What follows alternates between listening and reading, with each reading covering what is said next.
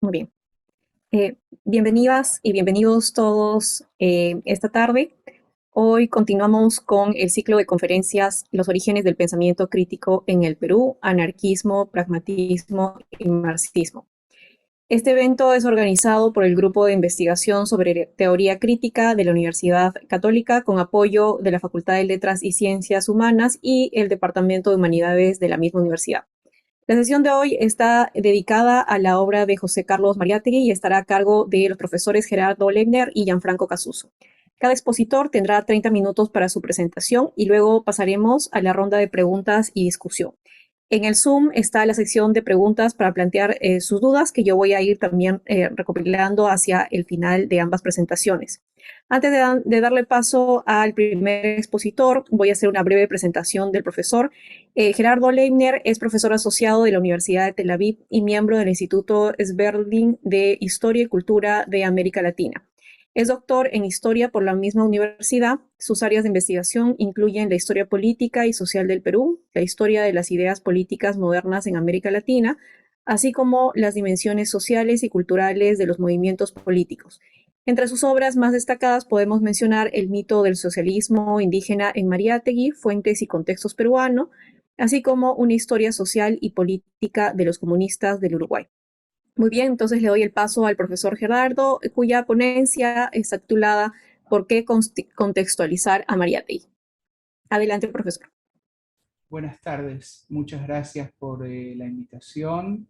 Estoy muy contento de esta oportunidad de hablar precisamente de esa pregunta, ¿por qué? O a lo mejor hubiera sido mejor preguntar, ¿para qué contextualizar a Mariátegui?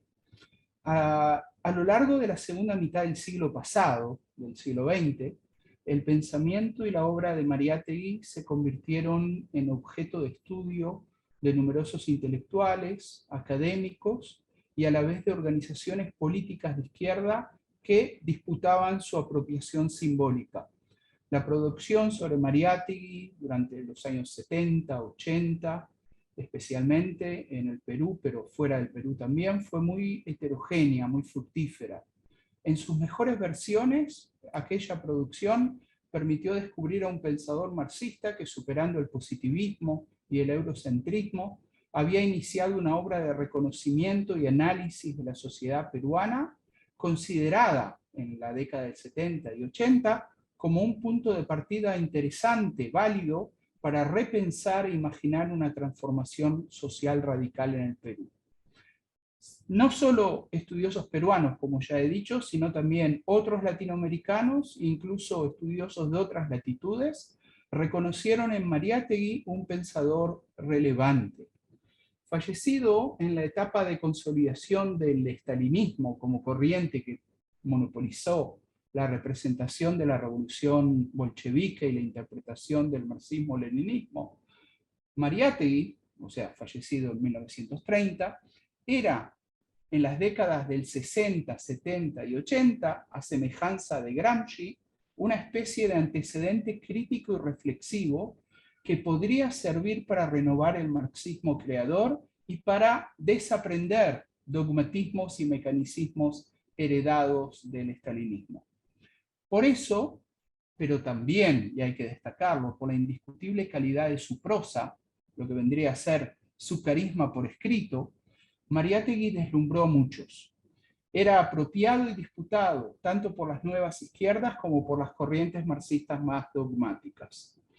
Quiero mencionar muy brevemente a Alberto Flores Galindo, el destacado historiador peruano, un historiador comprometido, admirador y a la vez estudioso de Mariátegui, que había advertido en los 80 que había una tendencia a mitificar a Mariátegui y que esa tendencia a mitificar a Mariátegui era una dificultad en el camino para elaborar una teoría socialista actualizada en el Perú. Flores Galindo y algunos otros contemporáneos, que no me voy a detener en este momento a mencionarlos, propusieron contextualizar a Mariátegui para entenderlo mejor, para ubicarlo históricamente. Yo considero particularmente importante contextualizarlo, no solo para, no es que no solo, para no solo centrarnos en lo que distinguía a Mariátegui de sus contemporáneos, sino también para considerarlo y entenderlo como vocero, como portador de ideas sobre la sociedad peruana, que no las elaboró él solo, que no eran simplemente producto de una inspiración individual, de una mente superior, sino que en realidad reflejaban conocimientos sociales y por lo tanto conocimientos situados, emanados de experiencias, de conflictos, de tradiciones latentes en el pensamiento social peruano antes de Mariátegui. Esta ponencia se propone hoy explorar el potencial existente en la contextualización histórica de Mariátegui, ubicando y entendiendo su pensamiento y obra en un amplio contexto social, cultural y político. Si quieren, los estoy invitando a estudiar nuevamente el pensamiento radical de Mariátegui y de otros intelectuales y activistas, no solo como vanguardias, sino como expresiones elaboradas y refinadas de ideas vigentes en sectores o en segmentos sociales de su época y en la imaginación política subyacente, no solo en pensadores, sino en grandes colectivos sociales y culturales. Bueno, ahora trataré de forma un poco más pausada y sistemática ofrecer algunas respuestas posibles a la pregunta de esta ponencia: ¿por qué, para qué contextualizar a Mariátegui?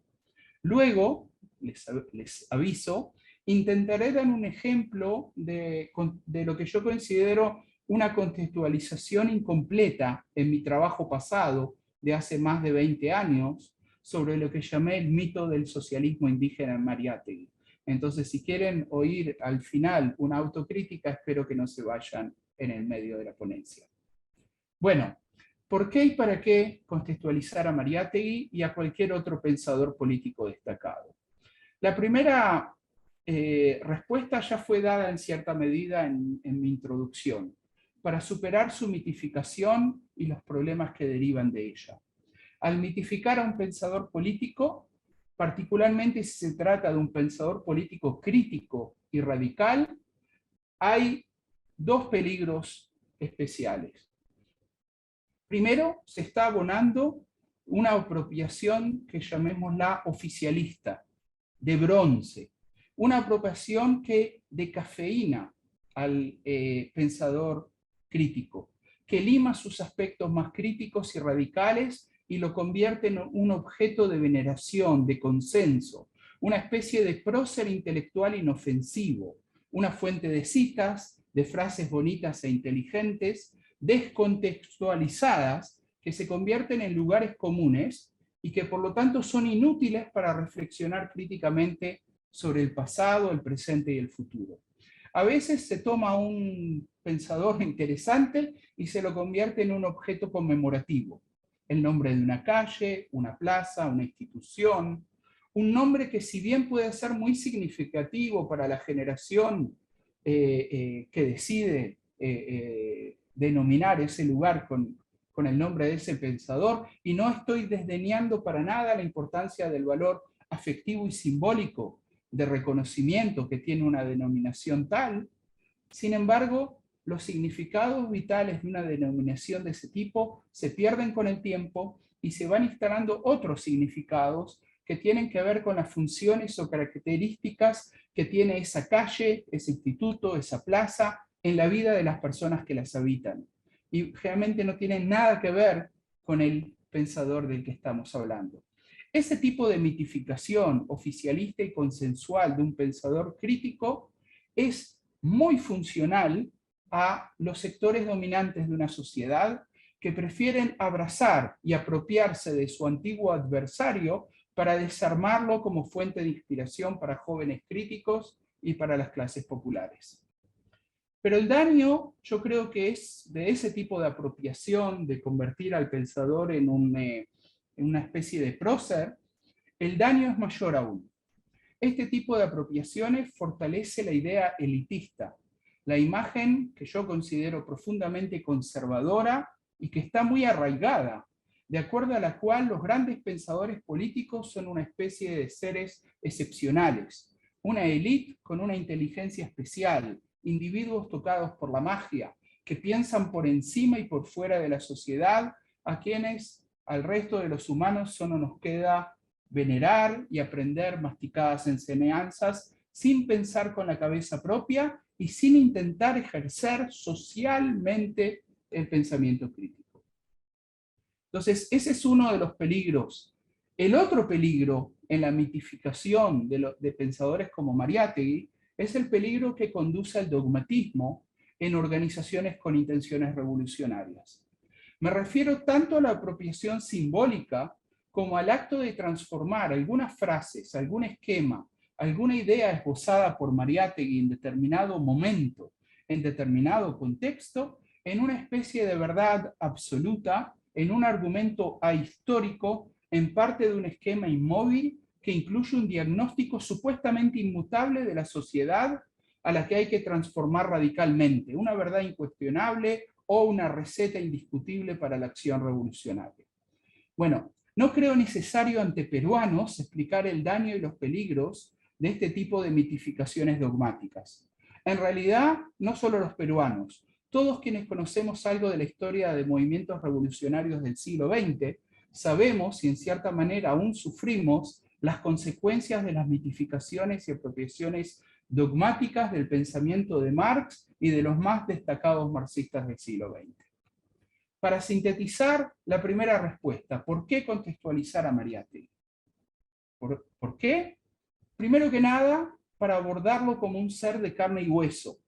En mi país de origen se diría en chancletas, situado en su tiempo y en varios contextos necesarios. Eso permite entenderlo mejor, descifrar mejor sus ideas, entender sus contribuciones y sus limitaciones y superarlas. O sea, utilizarlo como inspiración para el pensamiento crítico de nuevas generaciones y no como fuente de citas vaciadas de contenido o como receta esquemática y dogmática. En la serie de conferencias que culmina hoy, los organizadores pusieron muy acertadamente, en mi opinión, a Mariátegui en una secuencia de pensadores críticos peruanos del siglo XX, detrás de González Prada y Zulen.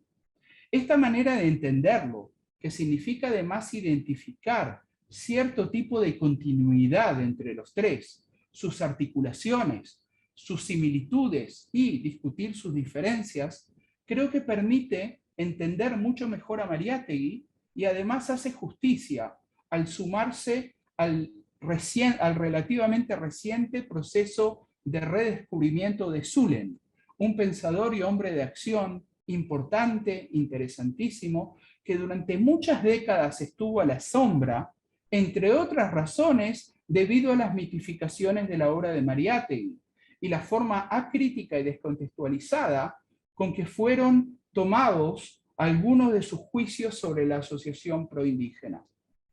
Creo que eso se discutió en la sesión anterior, entonces no voy a profundizar sobre eso. De todas maneras, poner a Mariátegui en esta secuencia, tras González Prada y tras Zulen, de pensadores críticos que tomaron como objetivo repensar el Perú, repensar la sociedad peruana, criticando su orden social, es una forma de contextualizarlo, de ubicarlo no ya como un genio aislado, sino como un pensador excepcional que recogió sabiduría, experiencia, ideas y preguntas formuladas por pensadores anteriores y que probablemente fue más lejos que ellos, parado sobre sus hombros. Esa es una forma de contextualizarlo en el terreno de la historia intelectual peruana, así como igual podría ser ubicado en una secuencia de pensadores latinoamericanos o internacionales a quienes leyó o conoció y dialogó, y de alguna manera u otra lo inspiraron. Pero no son estas las únicas contextualizaciones que considero relevantes e importantes, como trataré de demostrar enseguida. Otra razón para contextualizar a Mariátegui es precisamente para replicar su método crítico, que implicaba analizar escritores, pensadores, filósofos en sus contextos tanto intelectuales, culturales, así como sociales y políticos. Así, él mismo entendía el ejercicio del marxismo, como método crítico y no como teoría acabada. Un ejercicio consecuente del pensamiento crítico creo que es aplicar los métodos críticos a los pensadores críticos. Sería ejercer la crítica marxista también hacia Marx y hacia Mariátegui, y utilizar el lente mariáteguiano para descifrar a Mariátegui. Debo decir de que este método crítico reflexivo, que lo he utilizado en varias investigaciones históricas, siempre me ha resultado muy fecundo. Entre otras razones porque permite al historiador, que además nunca está por fuera de los temas que investiga, un necesario distanciamiento crítico precisamente de sujetos históricos con los que a veces simpatiza y en cierta manera se identifica en sus tradiciones o en sus valores y postulados. O sea, que el ejercicio del pensamiento crítico, de los métodos críticos hacia los pensadores críticos con los que uno se identifica, permite un distanciamiento que si no es demasiado difícil de obtener. Contextualizar implica revalorar y entender el pensamiento radical como la expresión de ideas, nociones, proyectos que existen en una sociedad y que el pensador que estudiamos articula, desarrolla, formula de manera más o menos consistente y atractiva. Contextualizando estas ideas, siguiendo su rastro en la sociedad, podemos entender al pensamiento crítico y a la crítica radical como un producto social, como el resultado de luchas, pensamientos, reflexiones parciales de miles y miles de personas en una sociedad. Entonces, el pensador resulta ser tan intérprete como creador. Creo que esta es una manera más democrática, más plebeya, de abordar procesos de generación de pensamiento crítico y de alternativas radicales. Es una forma que nos obliga a saltar por sobre las vallas separadoras de la historia intelectual, no solo con la historia política, lo cual es muy usual, unir historia intelectual y política, sino adentrarnos al estudiar el pensamiento crítico también en la historia social y cultural.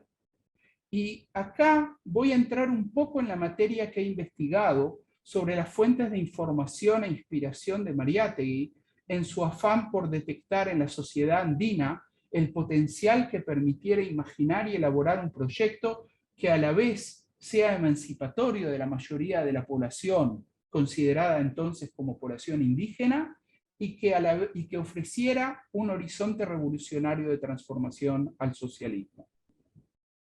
Entonces, estoy hablando en los años 90, cuando desarrollé mi investigación, me planteé revisar sus fuentes de información, averiguar quiénes fueron sus interlocutores, de quienes trató de entender todo lo posible sobre las comunidades indígenas andinas. Algunos de estos eran militantes y funcionarios del ala izquierda indigenista del régimen de Augusto Leguía.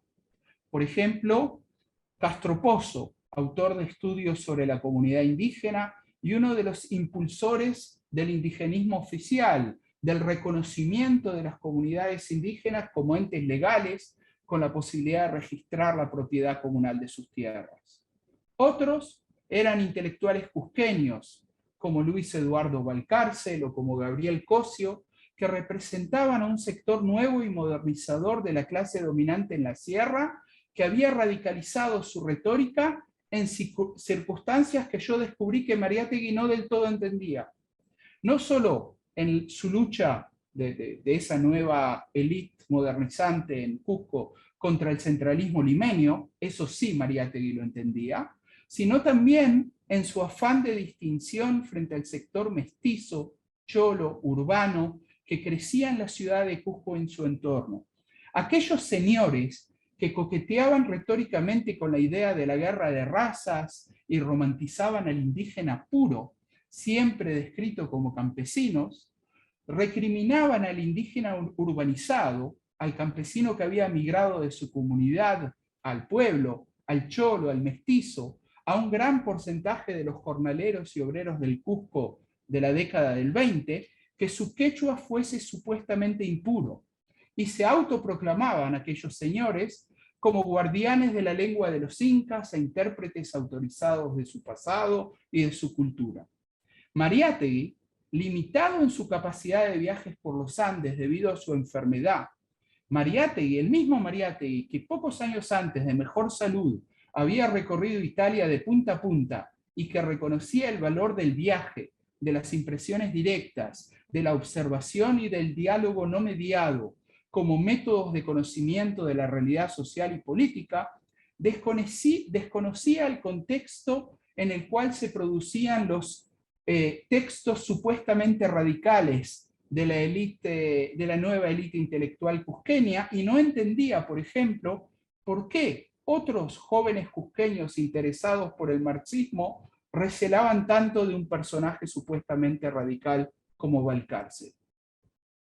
Otro sector del cual Mariátegui aprendió muchísimo eran militantes anarquistas, anarcosindicalistas, que en la década que antecedió a los 20, en sus experiencias de organización, en sus recorridos por los Andes, en la solidaridad que ofrecieron durante varios conflictos, habían desarrollado ideas, nociones y esperanzas acerca del potencial revolucionario subyacente en los Andes. Y otro sector eran los viejos representantes de la Asociación Proindígena, no tan viejos desde el punto de vista de edad, sino que eran gente que ya tenía 15, 20 años militando en distintas provincias y perteneciendo a una red en buena medida gestada por Zulen. Eran un grupo muy variado, con sus propias nociones sobre la sociedad andina. Algunos eran más paternalistas hacia los campesinos, algunos provenían ellos mismos de familias campesinas que habían migrado, algunos eran más radicales, otros más conservadores, pero todos ellos poseían experiencias significativas de acompañamiento de luchas, de representación, de intentos de articulación política y de miradas y conceptos que de forma selectiva Mariátegui pretendía incorporar a su proyecto. Bueno, entonces, en aquel trabajo que yo realicé tratando de entender, de responder a la pregunta, ¿cómo sabía Mariátegui lo que pretendía saber sobre el mundo andino si en realidad casi nunca logró viajar? ¿Cuáles eran sus fuentes de información? ¿De dónde extraía sus ideas? Me faltó analizar suficientemente otro sector, que lo mencioné, que traté de abordarlo, pero que en realidad no supe cómo. Me refiero al contacto directo con mensajeros de comunidades indígenas que llegaban protestando a Lima con quejas sobre su despojo por parte de latifundistas, que realizaban gestiones, muchos de ellos vinculados al Comité Proindígena Tahuantinsuyo. ¿A qué me refiero que yo no sabía cómo interpretar ese contacto directo que sí tuvo Mariátegui con campesinos de comunidades indígenas? Por ejemplo, yo había leído a mediados de los 90 el maravilloso texto de la entrevista biográfica que José Luis Ayala le hizo a Mariano Larico Yujra, titulado Yo fui canillita de Mariátegui. Un texto realmente maravilloso que recomiendo a todas las personas que todavía no lo conocen leerlo. Un texto que, sin embargo, para ser interpretado históricamente, requiere de métodos interpretativos de la historia oral, pero además requiere no solo leer su publicación en español, sino también ir a las fuentes, oír las grabaciones originales y manejar el quechua y el aymara. Y eso yo no era capaz de hacerlo. Y a pesar de que desde entonces ya me especialicé en historia oral, no soy tampoco capaz de interpretarlo ahora con la debida rigurosidad, porque para interpretar eso, para tratar de entender a ese joven, Mariano Larico Yujra tenía 14, 15 años, cuando conoció personalmente a Mariátegui, siendo parte de una delegación de indígenas de Huancané, en el departamento de Puno, para entender qué era lo que ese grupo de mensajeros le transmitía a Mariátegui, qué Mariátegui podía entender o no entender en ese mensaje, hay que realmente conocer los idiomas de estas personas y descifrar profundamente el significado de lo que aún nos llega de sus mensajes de aquella época. El potencial, yo creo de que el potencial en descifrar estos encuentros, de entrar más profundamente en las percepciones quechuas y aymaras de la época, de los años 20 del siglo XX, en volver a descifrar las ideas subyacentes en los numerosos levantamientos y movimientos campesinos de aquella época, en reconstruir las cosmovisiones, que además, a diferencia de lo que hicieron otros historiadores, no creo de que puedan trazarse linealmente y pensar de que las cosmovisiones de movimientos campesinos en el siglo XVIII o a fines del siglo XIX son las mismas necesariamente que las cosmovisiones de los campesinos en la década del 20 del siglo XX, y obviamente no son las mismas de movimientos campesinos posteriores. Ahí hay un potencial tremendo que creo de que aún no está realizado para entender más profundamente las ideas, cómo se nutrieron las ideas de Mariátegui y cómo se fue conformando lo que yo consideré como mito de Mariátegui sobre el potencial revolucionario y socialista de los campesinos andinos. Ahora, contextualizar a Mariátegui puede servir también para entender mejor las limitaciones, los errores, los prejuicios, los malentendidos que aparecen en los textos de Mariátegui. A ver, voy a abordar alguno. Por ejemplo, yo no creo de que basta decir sobre algunas expresiones de Mariátegui que expresan prejuicios racializados acerca de negros, chinos, zambos y mulatos, que son propios de su época. Eso es cierto, son propios de la década del 20 del siglo XX, pero eso no es enteramente cierto. Esos prejuicios son propios también de épocas anteriores y posteriores, pero no son propios de todos los autores ni de todos los sectores de la población.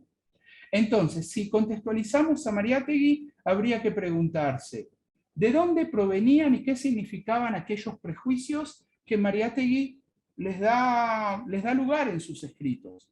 ¿Por qué una persona supuestamente crítica, democrática, socialista, que pretendía ser desprejuiciada, si el olvido relativo, la falta de profundización en la obra de Zulem durante largas décadas, con la honrosa excepción del profesor Wilfredo Capsoli, no tenían que ver también con sus orígenes étnicos y sociales? Jorge Basadre, el historiador, admirador de Zulem en su juventud, en su discurso ante la tumba de Zulem, mencionó expresamente la relativa marginalidad y las dificultades que Zulem tuvo que superar para obtener algún reconocimiento en el medio universitario de su época, precisamente por su origen social tan distinto de la mayoría de los intelectuales criollos. Y volviendo a Mariátegui, yo creo de que habría que volver a releerlo poniendo en diálogo algunos de los descubrimientos sobre sus orígenes e infancia. Pienso en el libro de Rodríguez Pastor sobre la infancia y origen de Mariátegui, las condiciones sociales en las que se desarrolló personalmente en su infancia, en su adolescencia, con algunos de los prejuicios de sus concepciones sociales para entenderlo contextualizándolo, no para justificarlo, sino para entender cuáles fueron las experiencias y las perspectivas y los prejuicios sociales que Mariátegui expresaba al replicar aquellos prejuicios racializados.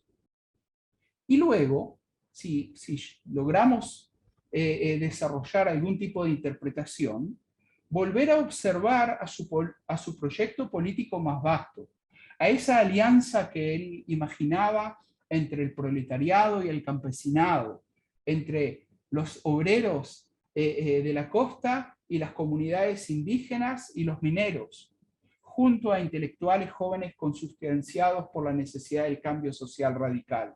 Esos eran los sujetos sociales de la revolución peruana que Mariátegui imaginaba y que aparecen articulados de una u otra manera en Amauta, en el periódico Labor y en el incipiente Partido Socialista que intentó organizar.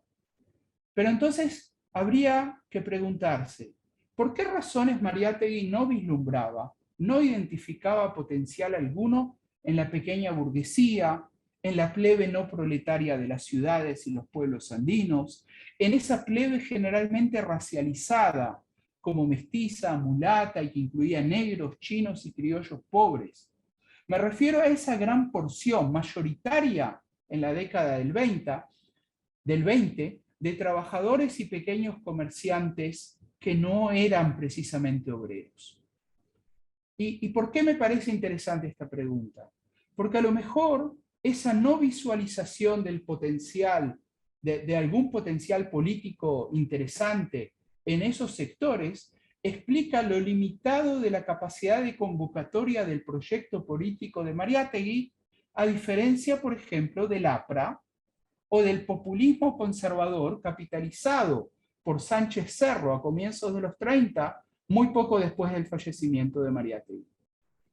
Y entonces hay que repreguntar, ¿por qué ese desprecio de Mariátegui por quienes aspiraban al ascenso social, adecuándose en sus modestas posibilidades a las relaciones de poder vigentes en la sociedad peruana? Ese desprecio que aparece presente también en algunos comentarios en el que usaba el término negativo de huachafas, huachafitas. Una cosa sería la crítica de Mariátegui al orden social y sus lógicas racistas, colonialistas, perversas. Pero algo bastante distinto, si uno lee aquellas observaciones de Mariátegui, es criticar a las víctimas de ese orden que simplemente desarrollan estrategias de supervivencia dentro de ese sistema y presionados por el mismo. ¿Y qué tiene que ver? Y ahora propongo una hipótesis no suficientemente trabajada. ¿Qué tiene que ver ese rechazo tan visceral, aquellos prejuicios de Mariátegui, con su actitud ante sus propias circunstancias familiares, con su origen, con las estrategias que utilizó su madre para que él y sus hermanos puedan sobrevivir y criarse, con el propio uso que hizo Mariátegui de un ilustre apellido aristocrático que le sirvió para obtener trabajo temprano en el periodismo, para ser oído cuando era un adolescente muy inteligente, pero que provenía de los márgenes de la sociedad urbana, para conseguir alguna oportunidad. Y me atrevo a preguntar, ¿cuántas expresiones y prejuicios del Mariátegui maduro, marxista, regresado de Europa, no son tal vez también una especie de ajustes de cuenta consigo mismo, con el joven Mariátegui, que buscaba, que pretendía obtener un ascenso social adecuándose a las normas tan racistas y tan limitadoras de la sociedad en la que vivía? Nuevamente, estas reflexiones no son conclusiones de una investigación que no he continuado más allá de lo que ya he publicado hace más de 20 años. Son solo preguntas y posibles hipótesis que manejo, que están abiertas a ser rechazadas, reformuladas, matizadas, problematizadas. Las respuestas y la formulación de nuevas preguntas requieren precisamente de una contextualización mucho más fina y multifacética. Requieren revisar ideas, juicios expresados por Mariátegui y otros contemporáneos, algunos de ellos prejuicios usuales de su época, y analizarlos en sus contextos sociales y culturales específicos, precisamente para entender mejor, para descifrar mejor las claves, las limitaciones, las posibilidades dentro de las cuales se manejaba el pensamiento, y para entender mejor cómo los pensadores estaban anclados dentro de una vida social y cultural, y no eran simplemente, porque nunca existen libres pensadores. Finalmente, creo de que volver a desarrollar, a profundizar en los malentendidos, en las deformaciones, en lo situado del pensamiento de Mariátegui, no significa necesariamente que Mariátegui en su mirada política amplia, en su proyecto de transformación social, estaba errado en tal suposición en otra, sino sirve para entender cómo las ideas que él desarrolló tan brillantemente, las ideas de distintos orígenes que articuló tan exitosamente, estaban en mayor o menor medida arraigadas en determinados segmentos y sectores de la sociedad, y de esa manera ver cómo las había articulado en un proyecto político muy atractivo, que su enfermedad, su muerte temprana y la estalinización del movimiento comunista latinoamericano a partir de 1930 le impidieron terminar de formular. Espero haber estado dentro del tiempo requerido. Muchas gracias. Muy bien, muchas gracias, profesor Gerardo. Le agradezco por su excelente presentación y además también bastante interesante. Antes de los comentarios más precisos, le voy a dar el paso al segundo expositor, el profesor Gianfranco Casuso, cuya ponencia se titula Marxismo, Pragmatismo y otros antecedentes del pensamiento crítico de Mariátegui. El profesor Casuso es profesor principal e investigador del Departamento Académico de Humanidades de la Pontificia Universidad Católica del Perú y coordinador del grupo de investigación sobre teoría crítica de la misma universidad. Es doctor en filosofía por la Universidad de Frankfurt. Sus áreas de investigación son las teorías de la democracia, la teoría crítica de la sociedad y la filosofía del idealismo alemán. Entre sus más recientes publicaciones están Social Criticism, Dissonance and Progress, A Socio-Epistemic Approach, Filosofía y Cambio Social hacia una teoría crítica de la sociedad y la política, y Marxism, Pragmatism and the Precedent of Mariátegui's Critical Thought Reflections on the Emergence of Social Criticism in Perú. Muy bien, entonces le doy el paso al profesor. Muchas gracias, Noemí, por la presentación y muchas gracias también a Gerardo por su participación. Es un honor y un placer compartir mesa con él hoy. Bien, si bien mi ponencia se centra en la obra de Mariátegui, en un aspecto de la obra de Mariátegui, en realidad he querido referirme no solo a él, sino también a los dos autores que han sido objeto de análisis en las dos sesiones anteriores, a González Prada y a Zulen. En concreto, voy a referirme a través de Mariátegui a estos dos autores para construir una interpretación acerca de algunas intenciones y fundamentos de Mariátegui con respecto al problema de la tierra y al problema del indio. En la sección dedicada a González Prada, en sus 7 ensayos de 1928, Mariátegui reconoce en González Prada a un auténtico reivindicador del papel de las masas en la fundación del nuevo país que debía emerger tras la derrota con Chile. Así como también reconoce en él al artífice del nuevo espíritu que sirvió de inspiración a la así llamada generación del centenario. En ese sentido, cito aquí a Mariátegui, González Prada representa de toda suerte un instante, el primer instante lúcido de la conciencia del Perú. No obstante, Mariátegui lamenta que González Prada no haya podido concretar este espíritu revolucionario, como dice el propio Mariátegui, en proposiciones, ni en conceptos, ni en un lenguaje de estadista o de sociólogo, habiéndolo expresado más bien, dice Mariátegui, en un lenguaje de literato, de poco valor práctico y científico. Esto se debería a que González Prada, vuelvo a citar a Mariátegui, carecía de estudios específicos de economía y política, por lo cual el conjunto de su obra nunca dejó de tener el estilo y la estructura de una obra de literato. De esta manera, según Mariátegui, González Prada no habría logrado interpretar la naturaleza de los problemas de aquella masa potencialmente revolucionaria, ni legar tampoco un programa a la generación posterior. Es verdad que González Prada exalta el valor de la ciencia, de la razón y del progreso frente a los discursos sentimentalistas, cuando no torpemente aduladores e interesados de las generaciones pasadas. Pero Mariátegui atribuye aquellas virtudes a una tendencia más propia del siglo XVIII, que no llegó a conectar con un análisis de los factores de la situación actual de la población indígena y de su historia. Por esta razón, lo acusa de que a pesar de su retórica cientificista, él mismo no consiguió ser nunca un realista. De su tiempo, continúa Mariátegui, fue el materialismo histórico, dice con respecto a González Prada. Sin embargo, su pensamiento dejó a otros la empresa de crear el socialismo peruano.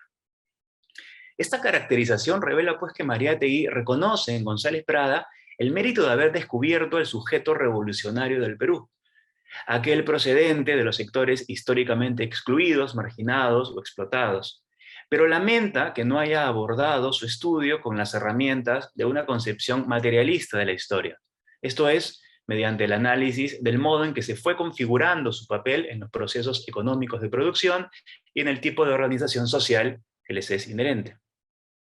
Ahora bien, ambos autores coinciden en la crítica a los diagnósticos sociales llevados a cabo por la democracia liberal de su tiempo, ya que lejos de tratarse de un problema puramente étnico, moral, educativo o de cualquier otra índole que demande soluciones administrativas, jurídicas o asistencialistas, el así llamado problema indígena sería básicamente un problema económico.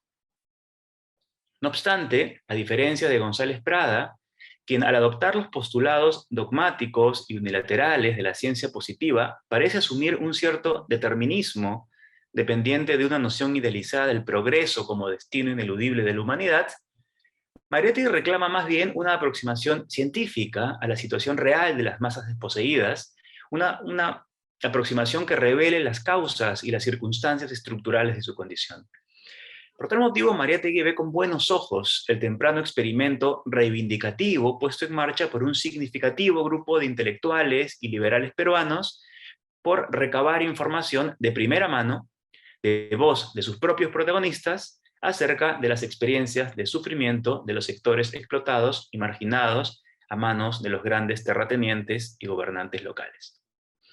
En efecto, apenas 5 años después de publicado Nuestros Indios, obra donde se consolida la posición de González Prada en favor del rol protagónico de las masas en su emancipación, surge la Asociación Proindígena, bajo la tutela del filósofo Pedro Zulem, de la periodista Dora Mayer y del entonces senador por Junín y profesor universitario Joaquín Capello. Mariátegui reconoce la inédita labor reivindicativa de esta organización, pero como en su crítica a González Prada, también en este caso tiene reparos en aceptar la suficiencia de este esfuerzo en la resolución de los problemas de la población indígena. Veamos esto un poco más de cerca. Podemos decir que si bien es difícil determinar una unidad de propósito compartidos por todos los miembros de la Asociación Proindígena, un primer rasgo que orientó sus tareas comunes fue la denuncia y la visibilización de distintos tipos de injusticias cometidas contra las poblaciones originarias en los territorios de los grandes latifundios. Estas tareas pudieron ser llevadas a cabo gracias a la presencia de delegados encargados de recoger testimonios en las zonas más alejadas del país, los cuales luego eran recopilados, clasificados y hechos públicos en distintos medios de comunicación de la capital. De esta manera, la asociación servía de intermediaria entre las víctimas y los organismos gubernamentales, ya sea para denunciar judicialmente a los perpetradores individuales y frenar así los abusos, o en el mejor de los casos, conseguir reformas que corrijan las condiciones de trabajo y los regímenes políticos opresores según los principios liberales de la Constitución vigente. Como afirma Dora Mayer, se trataba de poner delante de la vista de los pocos que creen ser la nación la suerte de los muchos que son la nación sin saberlo. A partir de este y otros testimonios, Mariátegui reconoce que los objetivos de la asociación se vincularían más con la denuncia y con la construcción de una conciencia social que con un sólido estudio científico de las causas y posibles soluciones al problema. Básicamente, pues, se trató de una gran labor de concientización enfocada en construir una narrativa de la injusticia a partir de la sistematización de experiencias individuales. En líneas generales, y a pesar de sus diferentes visiones, los miembros de la asociación tomaron como criterio para la identificación de injusticias a los principios humanitarios propios de un programa político liberal, con el cual en su mayoría comulgaban. Esto apunta a una forma de inclusión entendida como el disfrute de derechos que, si bien formalmente estaban garantizados desde la fundación de la República, en la práctica no se aplicaban de manera equitativa. Tal como ha reconstruido Wilfredo Capsoli, a grandes rasgos, estas reivindicaciones abarcaban el cumplimiento de una serie de derechos ciudadanos, como la educación, el derecho al trabajo digno y a la propiedad de la tierra. Si bien en líneas generales los miembros de la asociación coincidían en los criterios para identificar las injusticias, no había la misma unanimidad acerca de las características que debía tener la nueva sociedad. Esto es particularmente claro con respecto al problema de la propiedad sobre la tierra. Lo que tenemos en los miembros de la asociación es más bien una diversidad de posiciones, las cuales pueden constatarse en las múltiples voces presentes en el Deber Proindígena, el órgano oficial de difusión de sus ideas. Uno de los puntos centrales de discrepancia fue el relativo al tipo de régimen agrario que debía reemplazar al viejo latifundio como manera de solucionar el problema del indio. Mientras que un sector importante defendía la parcelación de la gran propiedad para dar lugar a la pequeña propiedad privada en manos de los trabajadores, un grupo minoritario abogaba por la defensa de la comunidad como núcleo de la actividad agrícola. Mariátegui se sitúa también en este contexto y cree poder dar solución definitiva a tal problema mediante la defensa y consolidación del modelo de propiedad colectiva que debe rescatar la forma de comunidad tradicional de las poblaciones originarias, pero aplicándola a los modernos modos de producción. Visto esto, podemos llegar a dos primeras conclusiones. En primer lugar, la construcción de una narrativa a partir de las experiencias de los propios afectados, que busca dar a conocer su situación para crear una corriente de opinión, fue un paso necesario, pero no suficiente. En segundo lugar, esto se debió a que la Asociación Proindígena cumplió el papel de una vía de expresión, de un mediador, que sin buscar intencionalmente reemplazar las voces de los afectados, tuvo que utilizar canales ya existentes, que eran los valores y principios liberales de sus miembros. La finalidad del Deber Proindígena era construir una unidad doctrinal que complemente el acopio de denuncias y testimonios, pero tal proyecto no se logró consolidar, pues faltaba algo más que el testimonio mediado por una interpretación liberal. En ese sentido, solo se completó la mitad de la tarea, me parece. Se logró generar una conciencia de los problemas que padecían los indígenas, pero esta quedó expresada en un lenguaje que pudiera ser comprensible por aquellos a quienes iba dirigido. En otras palabras, no se generó un espacio para nuevos lenguajes y vivencias que dieran paso a una visión realmente alternativa. El intento de comprensión de la realidad quedó por tal motivo trunco. Hubo una pluralidad de visiones sobre el futuro del país, pero tal pluralidad fue la de las distintas voces de los miembros de la asociación acerca del momento adecuado para convertir a los excluidos en ciudadanos de pleno derecho según principios liberales, y no la conformada por las experiencias particulares de sufrimiento de aquellos a quienes correspondía estar incluidos en la configuración de tal proyecto. Varios de los miembros de la asociación terminaron reconociendo los problemas con esta forma de paternalismo, coincidiendo en esto con el González Prada de nuestros indios. Así, por ejemplo, en su bien conocido recuento de las tareas de la asociación, publicado en el primer número de la revista Amauta, a solicitud de Mariátegui, Dora Mayer afirma: a la hora que la Asociación Proindígena feneció, la fecunda semilla que echó se hallaba en la tibia tierra, esperando los aguaceros o los rayos del sol que favorecieran su germinación. Y era tiempo que la raza misma tomara en manos su propia defensa, porque jamás sería salvado el que fuese incapaz de actuar en persona en su salvación. Todos estos rasgos coinciden además con dos críticas centrales de Mariátegui. La primera crítica tiene que ver con que la inspiración de la asociación fue principalmente de carácter humanitario, y si contó con la participación de los excluidos, fue en forma de testimonios traducidos para la opinión pública en las clases dirigentes. La segunda se refiere a que el objetivo fue la inclusión desde un paradigma europeo burgués de progreso que buscaba que las prácticas fueran consistentes con los valores y principios propios de tal paradigma. Como veremos con detalle, con más detalle a continuación, hubo dos elementos que no llegaron a articularse en la asociación. Uno, la transformación de las prácticas prácticas, normas e instituciones que servían de sustento al sistema económico de la época y que debía conducir a un nuevo proyecto nacional. Y dos, la superación de las condiciones de opresión y sufrimiento de la gran mayoría de la población indígena. Ambas líneas, desarrolladas en paralelo por la asociación, aparecen, y esa es mi hipótesis, unidas en Mariátegui. Vamos a ver esto. Un rasgo importante a resaltar en la obra de Mariátegui es el lugar que ocupa el análisis de los procesos económicos en su interpretación de la realidad peruana. El hecho económico fundamental se resume para el autor en el problema del indio y el problema de la tierra. Su posición al respecto es categórica, cito: nuestro primer esfuerzo tiende a establecer su carácter de problema fundamentalmente económico. Insurgimos, primeramente, contra la tendencia instintiva y defensiva del criollo o misti a reducirlo, el problema, a un problema exclusivamente administrativo, pedagógico, étnico o moral, para escapar a toda costa del plano de la economía. Fin de la cita.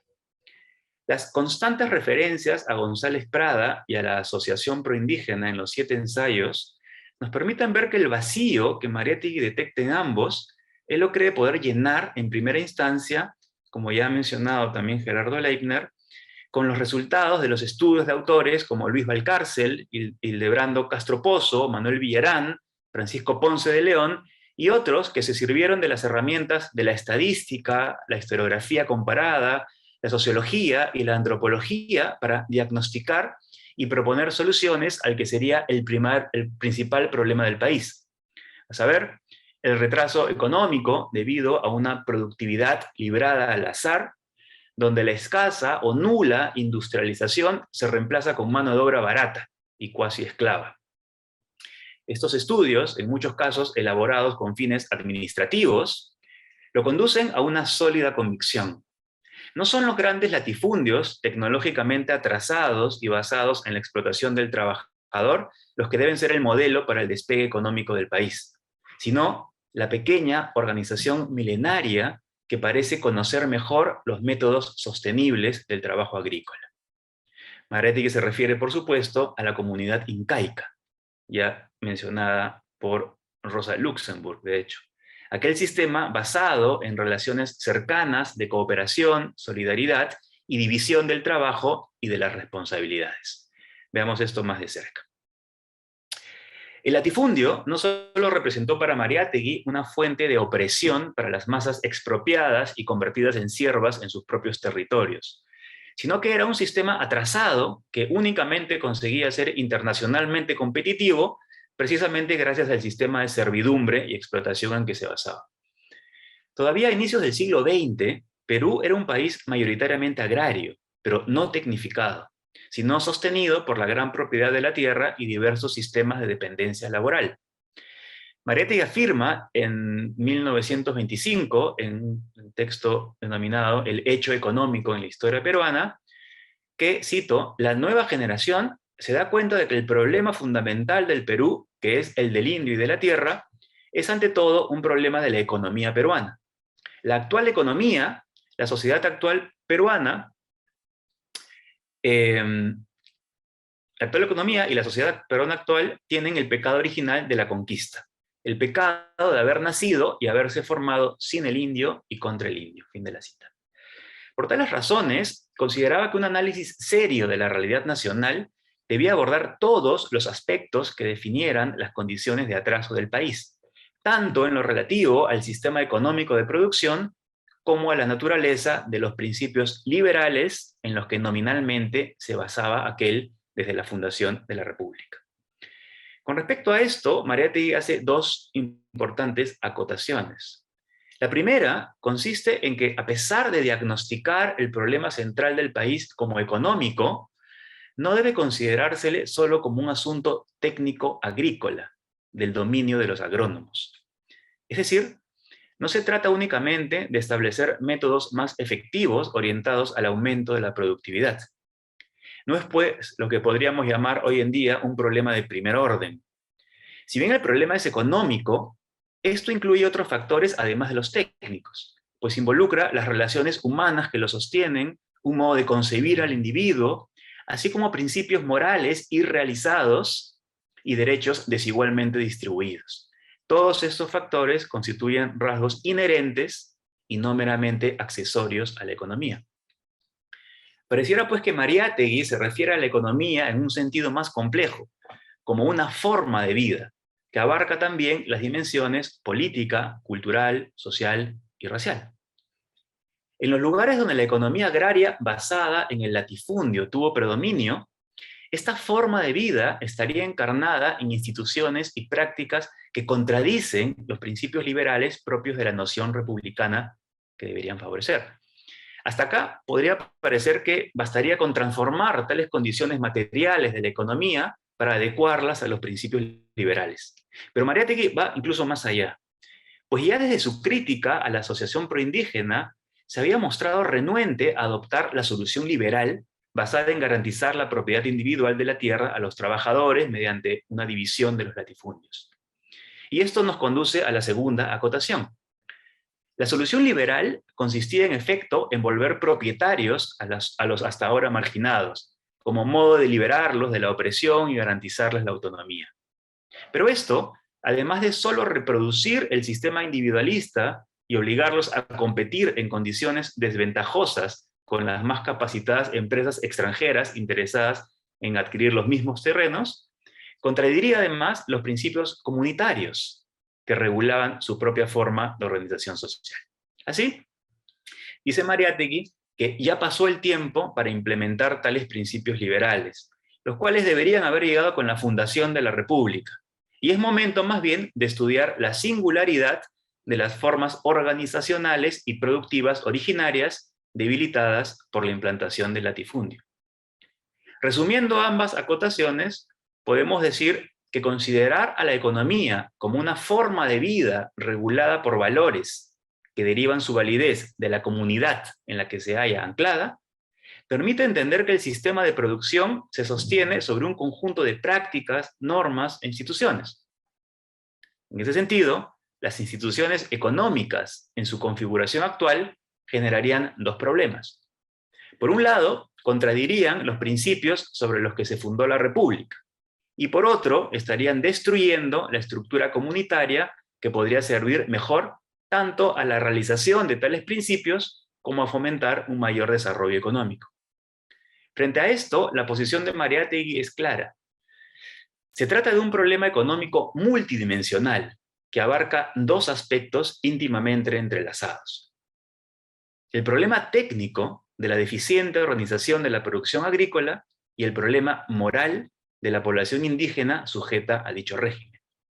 Estos dos aspectos quedan expresados respectivamente en las figuras del latifundio y de la servidumbre como los dos polos de una economía nacional fuertemente dependiente del feudalizado y parasitario sistema del gamonalismo. Para darle forma más precisa y abordar sistemáticamente el problema así perfilado, Mariátegui consideró dos recursos metodológicos complementarios, pero que a primera vista podrían parecer contradictorios. Por un lado, el estudio científico de la economía nacional situado en un marco teórico de inspiración marxista. Y por otro lado, una lectura más bien pragmatista o incluso radical democrática del papel de los sectores desfavorecidos en la definición y la solución al problema.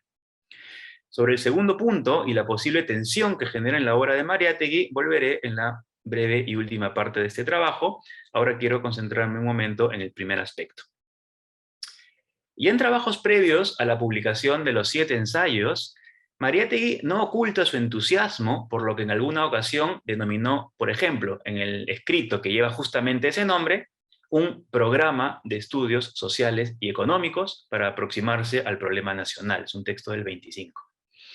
A este respecto, Mariátegui afirma, cito, el proyecto de gestación quiere que algunos intelectuales, movidos por un mismo impulso histórico, se asocien en el estudio de las ideas y de los hechos sociales y económicos, y que apliquen un método científico al examen de los problemas peruanos. Fin de la cita. Los resultados de estudios de este tipo, que él mismo usa como base de su tesis, lo llevan a defender la organización comunitaria como fundamento para la constitución de cooperativas.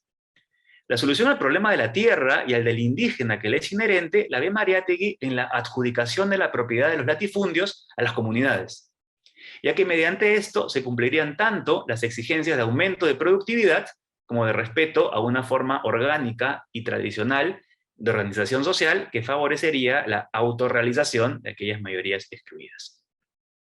En efecto, de los datos obtenidos por Castro Pozo, Mariátegui concluye que la comunidad y la forma cooperativa de organización de la producción es más eficiente que el latifundio y que la economía agrícola hubiera podido beneficiarse de la organización comunitaria. Pero además es esta reivindicación de una forma de vida todavía presente en las costumbres y prácticas de los pueblos originarios lo que lo lleva a revelar el fundamento normativo ausente de la consideración puramente instrumental del latifundio. Este fundamento descansa en la figura de la comunidad ética como horizonte y fin de la economía. No se trata pues de una simple idealización del pasado, sino del reconocimiento de un hecho que hoy en día vuelve a cobrar relevancia en los estudios económicos. Y el hecho es que un sistema económico que quiera cumplir simultáneamente con los principios morales que le dieron origen y generar mayores niveles de eficiencia, debe entender a la economía como esencialmente incrustada en un sistema de valores. Ahora bien, y acercándome al final, tales conclusiones acerca del valor de la comunidad como fundamento de la economía que las ciencias empíricas sacan a la luz, en Mariátegui parecerían complementarse con un segundo factor que ya había aparecido en su crítica a la asociación proindígena. Mariátegui desarrolla, en efecto, una sugerente aproximación epistémica, según la cual el encuentro de los afectados por padecimientos similares debe servir para definir las características específicas de sus problemas y conducir a la elaboración efectiva de soluciones.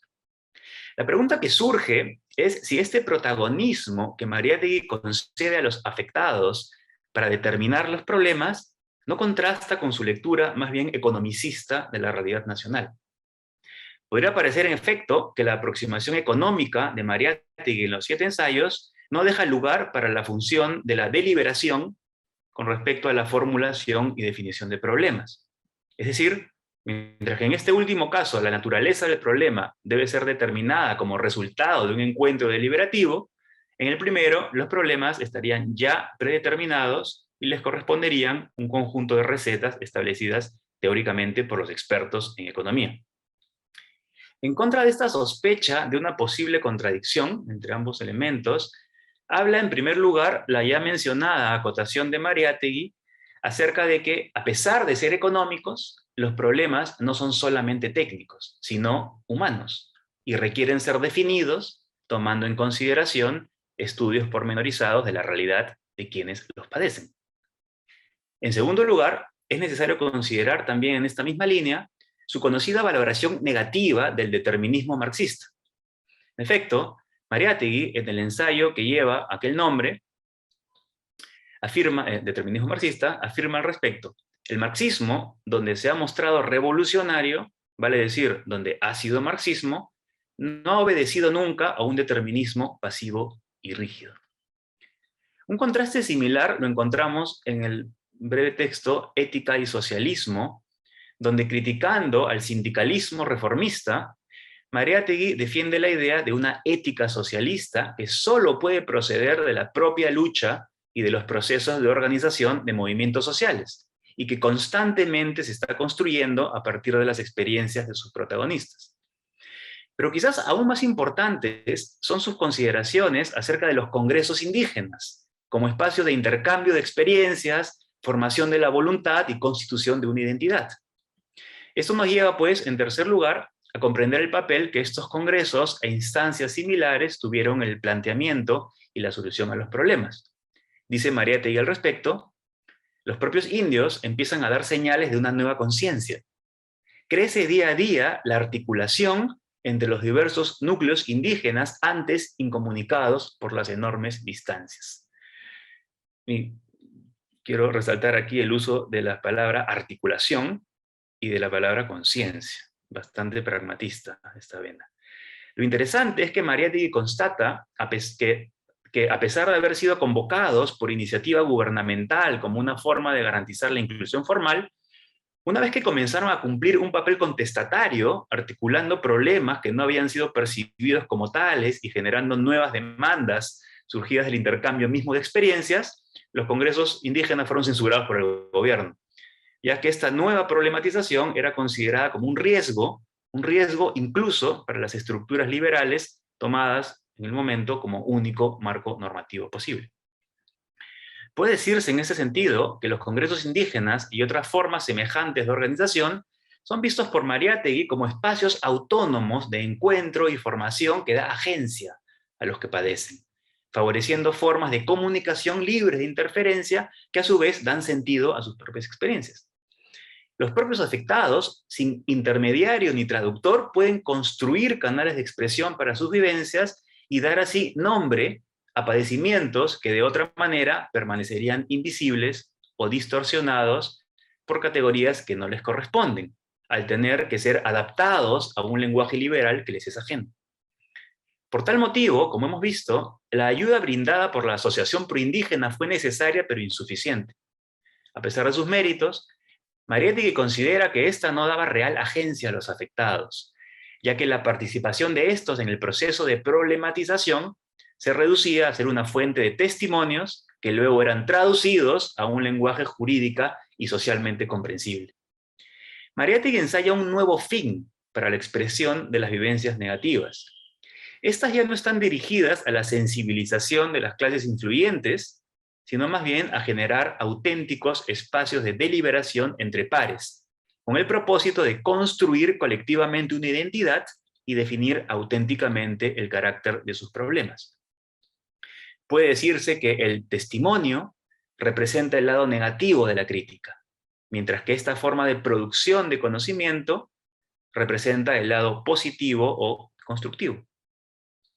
Por tales razones, no es del todo equivocado atribuir a Mariátegui, me parece, algunas tesis del pragmatismo, según las cuales, en la definición de una situación como problemática, deben participar los afectados por tal situación, ya que solo a partir de sus experiencias puede establecerse con claridad el tipo de problema de que se trata y ensayar vías de solución adecuadas. Es posible además que Mariátegui haya estado influenciado en este punto por Zulem, a quien conoció bien y quien dedicó buena parte de su vida intelectual a estudiar esta corriente de pensamiento y otras afines, como se sabe, en sus 2 periodos en la Universidad de Harvard. En resumen, son varios los factores que deben tomarse en cuenta para entender la complementariedad entre la aproximación económica de Mariátegui a la realidad nacional y su defensa de una suerte de democracia radical. Por una parte, debe comprenderse su definición cuasi pragmatista de problema y su aproximación a la economía como una forma de vida anclada en una comunidad ética. Además, debe tomarse en cuenta su defensa del marxismo como un enfoque complejo que abarca múltiples metodologías de investigación más que como un conjunto de dogmas. Vinculado a estos 2 elementos, no puede obviarse la importancia que Mariátegui concede a la creación de espacios de intercambio de experiencias orientados a complementar la labor de la ciencia con la voz de los afectados. De esta manera, la información recogida tanto por los estudios científicos como a partir del encuentro de las experiencias y perspectivas situadas, podrían elaborar un relato más fiel a la situación real, uno que no esté simplificado por la retórica literaria de González Prada, ni filtrado por la mediación de un lenguaje liberal y filantrópico, como fue el caso de la Asociación Proindígena.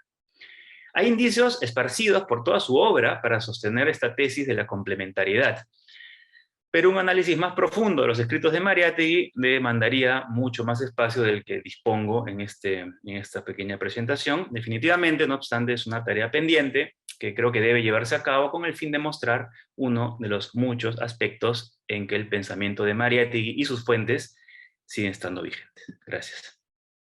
Muy bien, muchísimas gracias, Gianfranco, por la exposición bastante clara también. Me voy a permitir utilizar unos minutos mientras nuestra audiencia también se anima a colocar preguntas o comentarios utilizando para ello la opción del chat habilitada. Para hacer unos comentarios muy breves, pero principalmente una pregunta a cada expositor en función de sus ideas principales. Y voy a comenzar para ello sobre la primera presentación del profesor Gerardo, donde principalmente hemos escuchado diferentes razones que explicarían por qué deberíamos contextualizar a Mariátegui, ¿no? Entre ellas, el profesor citó la necesaria desmitificación de su posición, ¿no? Particularmente cuando el pensamiento, ¿no? de Mariátegui es crítico y radical, y por lo tanto no es para nada conveniente caer en los riesgos del dogmatismo, ¿no? Una segunda razón también que escuchamos fue el potencial de utilizar el pensamiento como una fuente de inspiración, ¿no? De las futuras generaciones, un poco en el tenor que hemos escuchado de la investigación de Gianfranco, y considerarlo no como un genio aislado, sino más bien como alguien capaz de recoger las ideas de su contexto, ¿no? De su entorno, pero también de personas que han también participado de ese pensamiento crítico reflexivo, ¿no? Y finalmente, algo muy importante que fue lo que permitió dar esta crítica final, esta reflexión final fue para replicar, no fue el hecho o el objetivo de replicar el método crítico. Y alrededor de esto hemos tenido un momento de reconstrucción, ¿no? De diferentes acercamientos que Mariátegui tuvo, no solamente en un avance, sino también como un contexto de obstáculos a los cuales se enfrentaba también. Y alrededor de esto me surge una pregunta, ¿no? Relacionada con algo que se mencionó al inicio sobre eh, ver, ¿no? En Mariátegui no tanto en esta actividad de contextualizarlo solamente, ¿no? Como señaló el profesor, para distinguirlo frente a sus contemporáneos, sino también para ver sus ideas no una fuente única de producción, sino también dentro de un conjunto de tradiciones, no solamente de autores o personas con las que tuvo contacto, sino también de movimientos, ¿no? Que podían haber servido bastante como fuente de inspiración para sus reflexiones y ideas. Entonces, sobre este último punto me gustaría preguntarle al profesor, no en forma de un cuestionamiento, sino más bien de un pedido, ¿no? Para que pueda ahondar un poco más cómo se considera desde la perspectiva que ha abarcado en la investigación y también en la ponencia,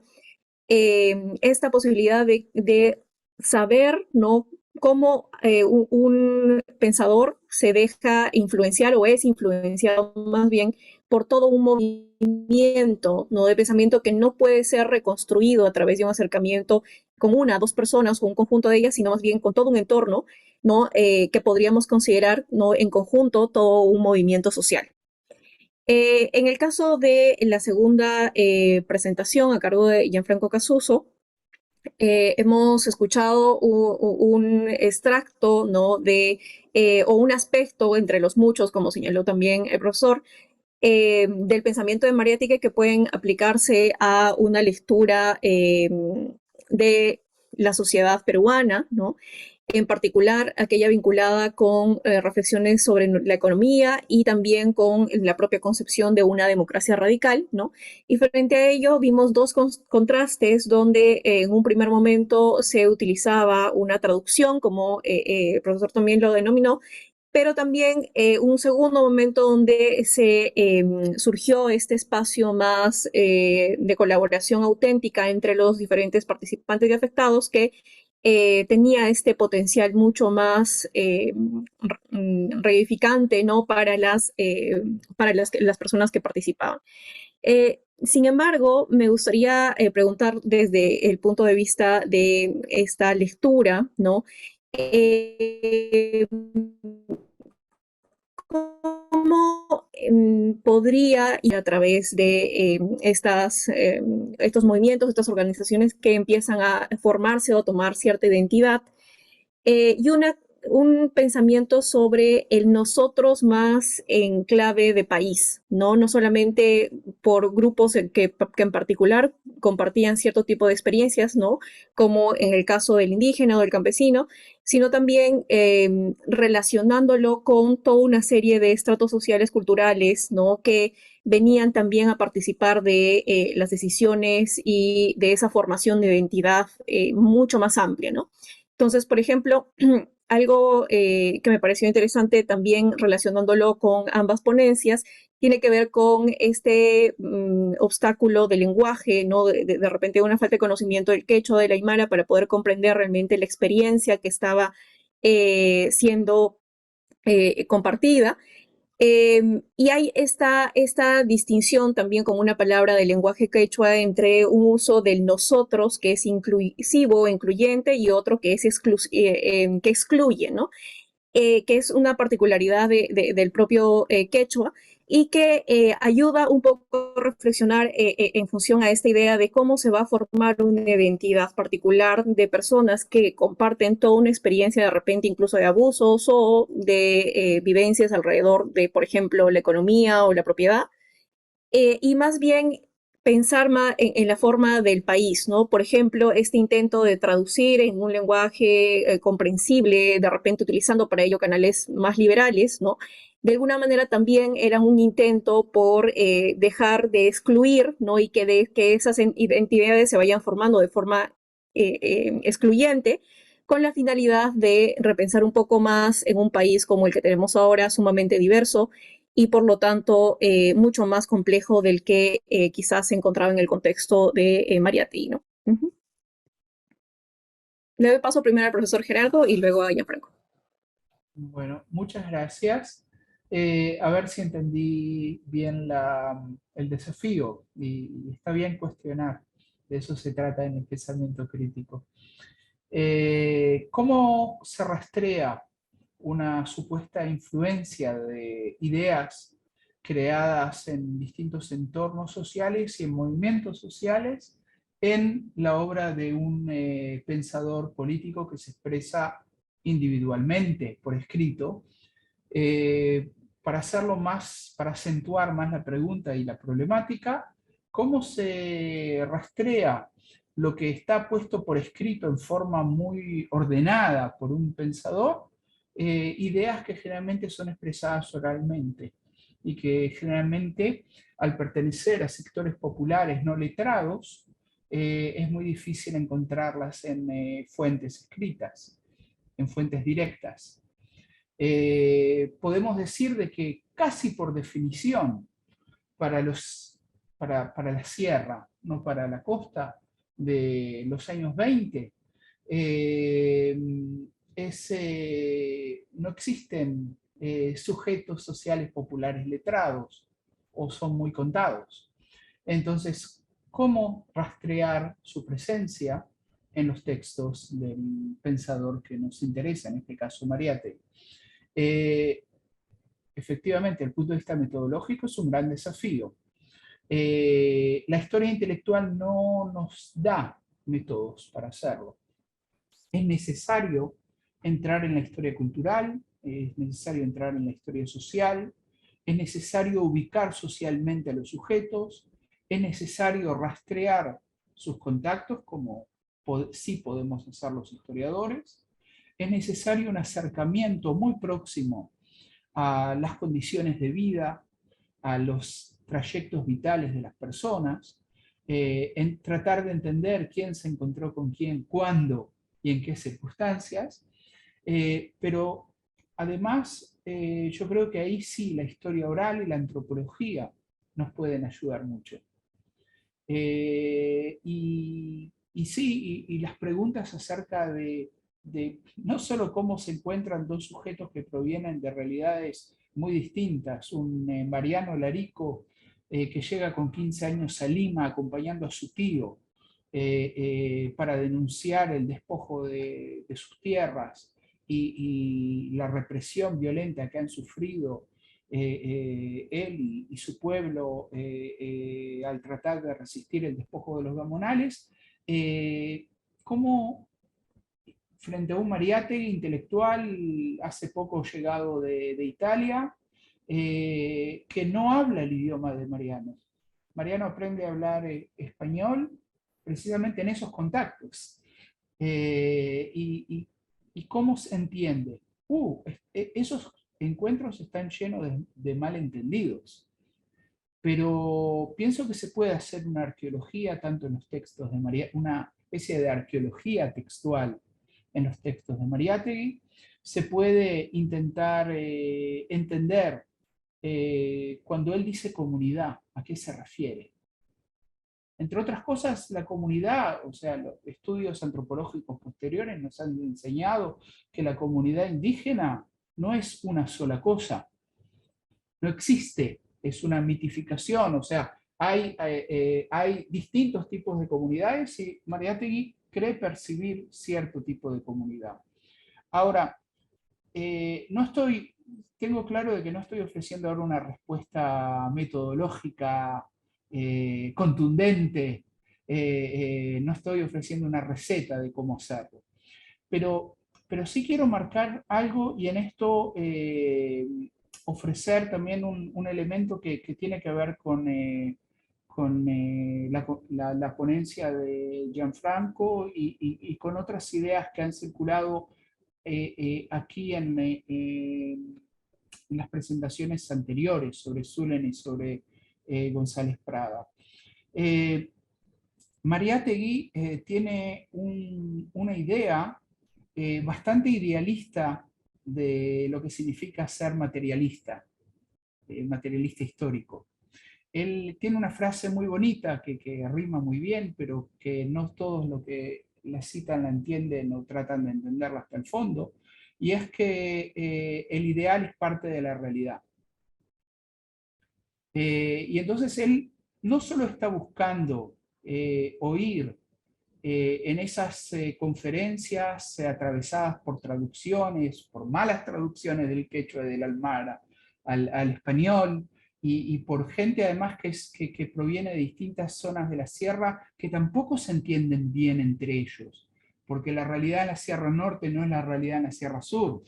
Y cuando se reúne toda esa gente y definen, no solo definen los problemas, y no es solo la definición de los problemas, el diagnóstico, lo que más le interesa a Mariátegui, sino a él le interesa tratar de entender cuáles son los ideales morales que hay detrás de lo que está diciendo esa gente. Mariátegui es muy limitado, o sea, no tiene las herramientas para eso, pero por eso recurre a Castro Pozo, recurre a indigenistas de las provincias, y ellos son para él mediadores que en los mejores de los casos, cuando él, que es una persona muy crítica y reflexiva, logra desentrañar su propia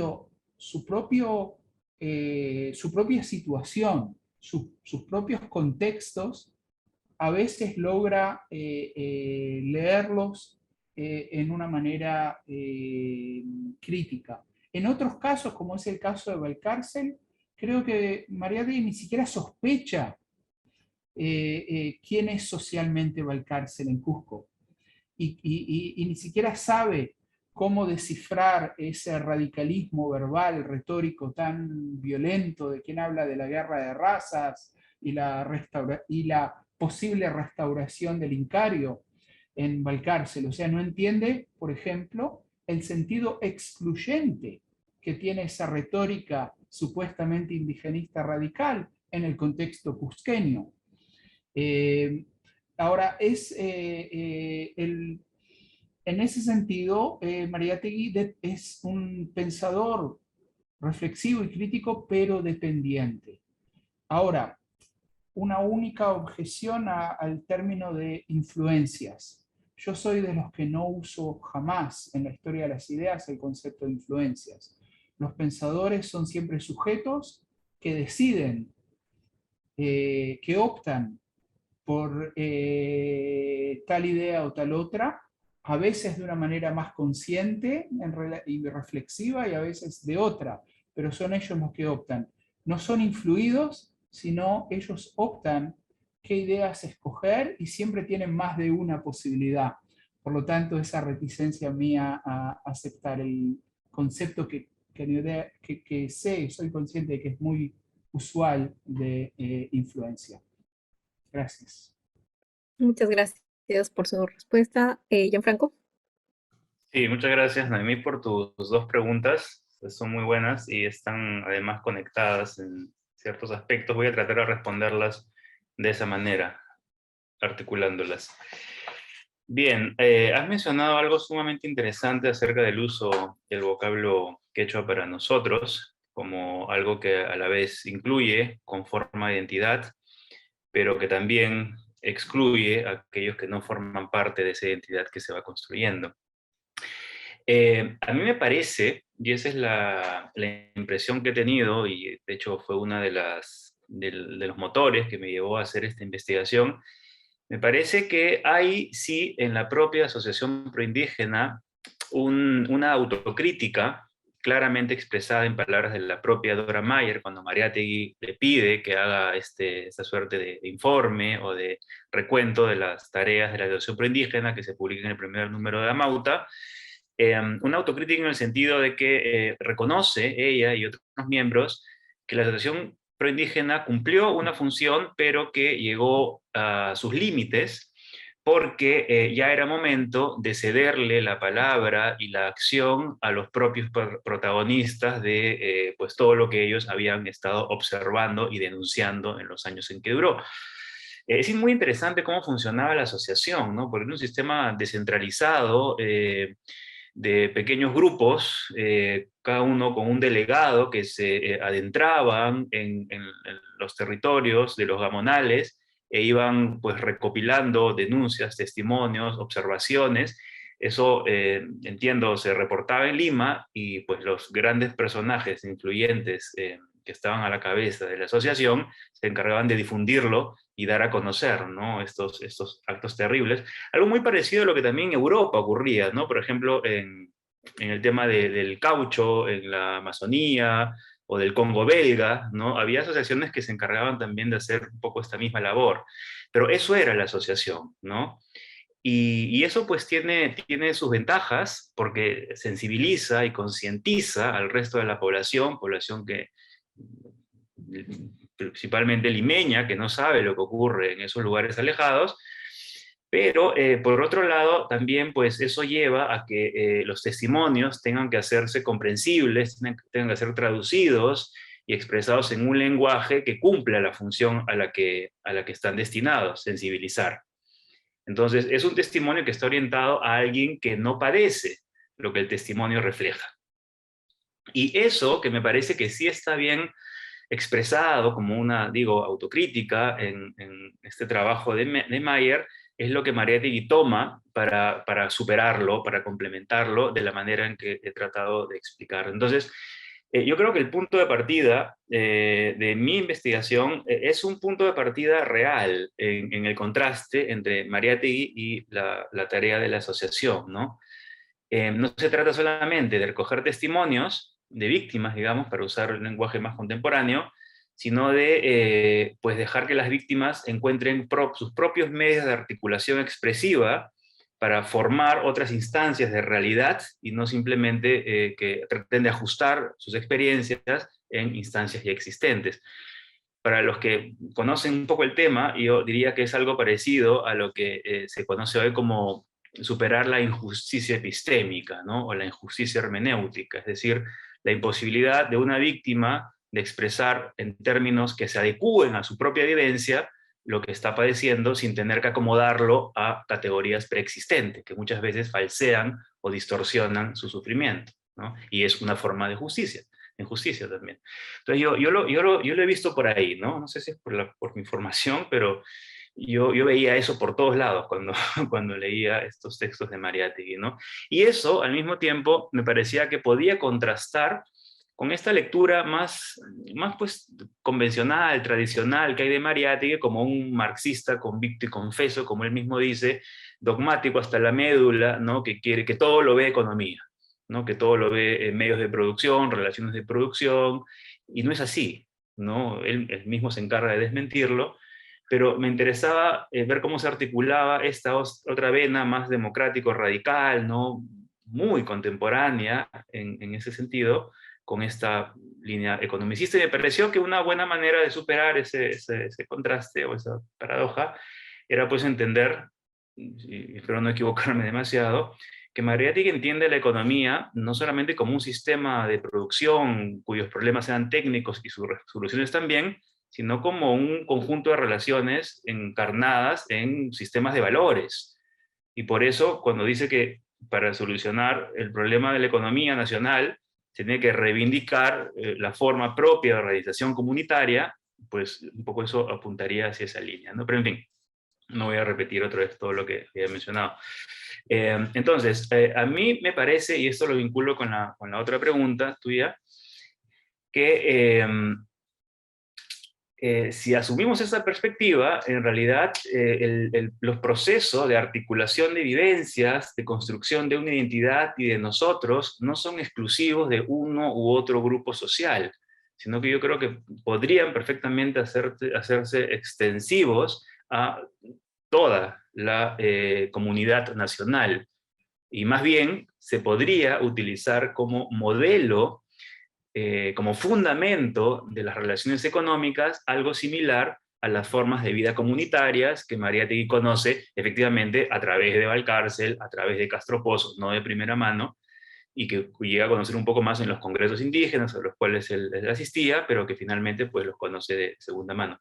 Y eso yo creo que se refuerza si es que consideramos que Mariátegui no es simplemente un utopista, ¿no? No dice, como Valcárcel quizás, ¿no? No se sienta, ¿no? Y dice, ojalá volviéramos con el imperio incaico, ¿no? Porque ahí está la solución a los problemas, sino que Mariátegui más bien piensa en una forma progresiva de organización económica, que son las cooperativas, ¿no? Él cree que la organización en cooperativas agrarias que se basen no en la propiedad individual, sino en la propiedad colectiva, pueden ser un buen fundamento que solucionaría dos problemas de un plumazo, ¿no? Y eso pues me parece que es sumamente actual, ¿no? O sea, de los últimos 10, 15 años que ha resurgido nuevamente toda una línea de investigación de crítica al capitalismo, alternativas al capitalismo, el socialismo de mercado, ¿no? Las organizaciones cooperativistas que reemplacen a las empresas tradicionales están nuevamente cobrando nuevos bríos, ¿no? Yo creo que Mariátegui podría ser una vía más o una fuente más para trabajar eso ahora, ¿no? Y ese ha sido también uno de los intereses que me llevó a hacer esta investigación. No, me quedo ahí, gracias. Listo, muchísimas gracias. Veo que hay varios comentarios también para, para Gianfranco, principalmente en cuestión a la respuesta que acaba de brindar. Pero hay una pregunta en particular, de repente primero se la formulo al profesor Gerardo y luego Gianfranco puede dar una reflexión final. Y tenemos la siguiente pregunta, más de reconstrucción metodológica sobre el pensamiento, ¿no? ¿Qué métodos hermenéuticos e históricos se utiliza para interpretar a Mariátegui y distinguirlo del mariateguismo, si las dificultades de los sismos y de la distancia cronológica y biológica entre pensador e intérprete pueden dar resultados falseados o parciales, ¿no? Creo que es Entonces le doy el paso a Gerardo. perdón. Sí, creo que la distancia cronológica y de situación histórica es esencial y que hay que distinguir entre Mariátegui y mariateguismos. Además hubieron muchos mariateguismos y contradictorios a lo largo de los años. Metodológicamente es esencial desde mi punto de vista, ubicar los procesos. Claro que comparto comparto la actitud esencial de Gianfranco de tratar de pensar fecundamente qué elementos pueden trascender de ideas o de actitudes, pueden rescatarse o pueden ser valorados como útiles, positivos, necesarios, puntos de partida para repensar algo en realidades históricas distintas, pero metodológicamente hay que tomar las distancias muy claras. El Mariátegui, nuevamente, contextualizarlo significa entender qué era el Perú de los años 20 y qué era crecer como él creció, en el seno de la familia que creció, en las circunstancias en las que se formó, los autores que leyó y quiénes eran sus interlocutores. Comparto totalmente la noción de que sin conocer el concepto, porque sería un anacronismo suponerlo, Mariátegui funcionaba con un método relativamente dialógico, que no se llamaba tal en aquel momento, que su forma de entender la realidad incluía, le daba una gran importancia a la forma en que los otros veían y percibían la realidad, y por lo tanto su forma de aproximación, porque se ha hablado mucho de Mariátegui mismo afirma la economía, la economía, la economía, pero si uno se fija en simplemente en la cantidad de páginas que dedican al ensayo en la literatura, sobrepasa por mucho al ensayo del problema del indio, del problema y el problema de la tierra. Entonces, sí, lo que pasa por la mente de las personas es una dimensión de la realidad que el realista no puede omitir.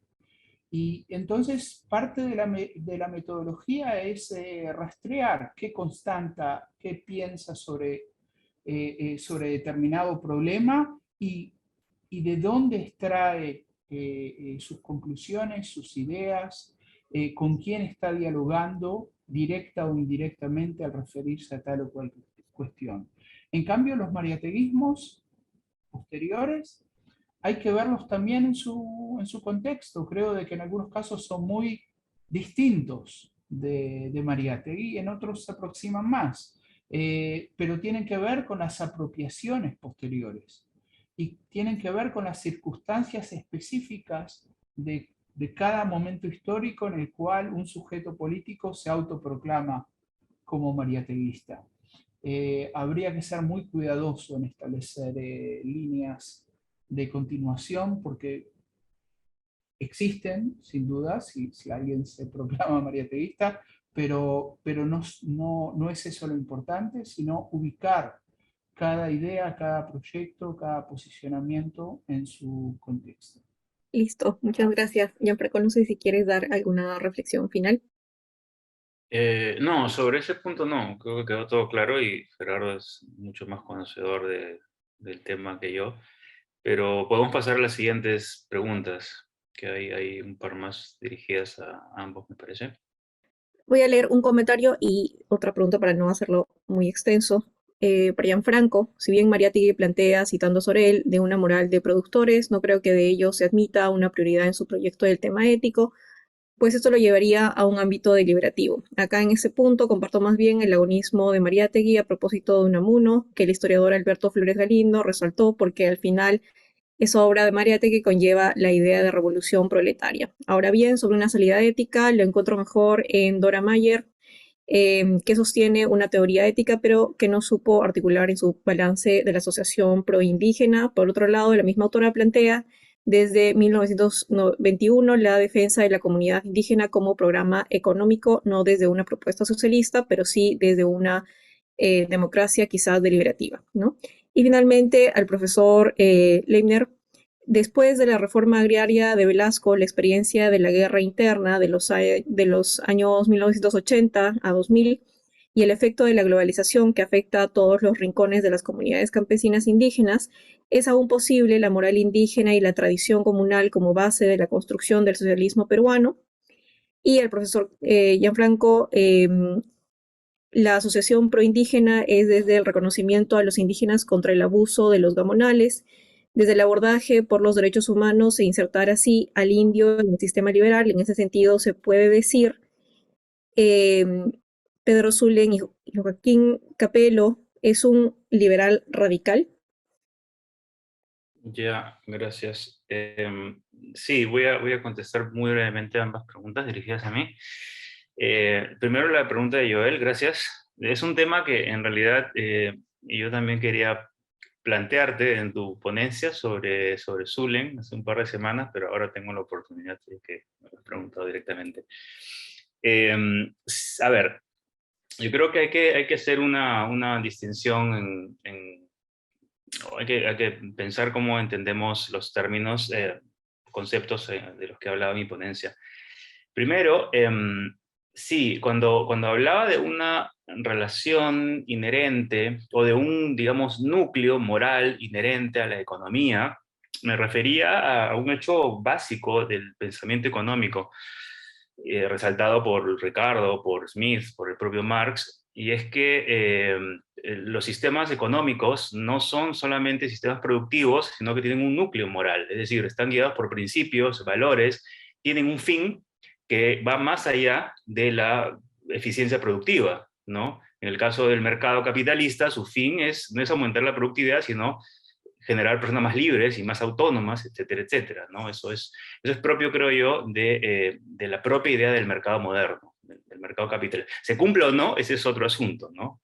Las críticas justamente son porque no se cumplen los principios que deberían encarnar. Un poco esa es la idea yo lo he presentado en términos de una crítica inmanente, digamos. Entonces, sí, me parece que Mariátegui hay algo similar. Mariátegui, cuando dice que una transformación de la economía va de la mano con una reivindicación o una transformación comunitaria de la propiedad, entendida en un sentido liberal, me parece que está también tratando de redescubrir, reconstruir cuál es el fundamento moral, las relaciones económicas, para ver cómo se puede reestablecer bajo las condiciones de la producción y de las relaciones económicas contemporáneas para él, ¿no? Entonces, yo estoy entendiendo ética en ese sentido. No una subordinación del sistema económico a principios éticos o a un ethos, sino más bien como que la economía tiene inherentemente un núcleo moral, porque también está guiado por principios que no son puramente técnicos, ¿bien?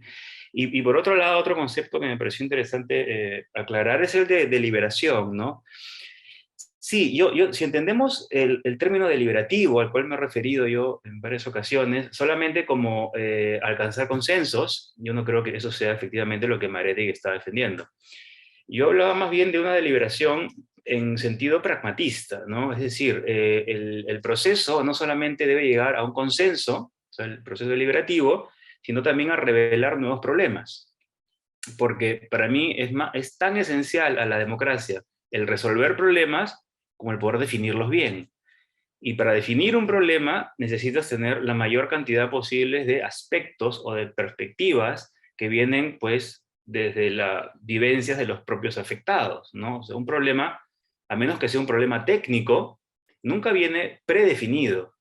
El problema se va construyendo en el encuentro entre las distintas perspectivas. En ese sentido, toda deliberación es plural. Y el pluralismo es algo que se tiene que alcanzar por medio de luchas sociales. O sea, yo me refería a la deliberación en ese sentido más agonista, ¿no? Pragmatista, como lo entendería Nancy Fraser, por ejemplo, el propio Habermas, de determinadas interpretaciones, y no tanto una simple teoría del consenso, ¿no? Liberal, además, no creo que Mariátegui haya defendido algo similar a esto último. Y sobre la otra pregunta, es un poco más complicada,